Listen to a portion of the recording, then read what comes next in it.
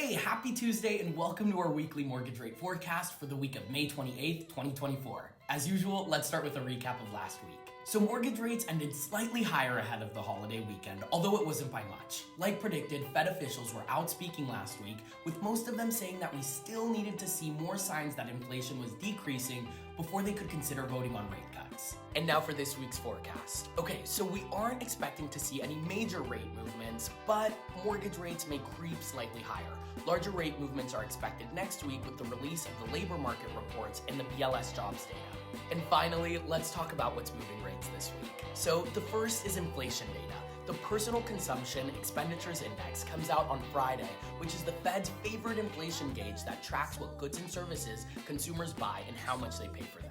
Economists expect to see the smallest increase in inflation so far this year, which could help mortgage rates recover a bit should they creep up throughout the week.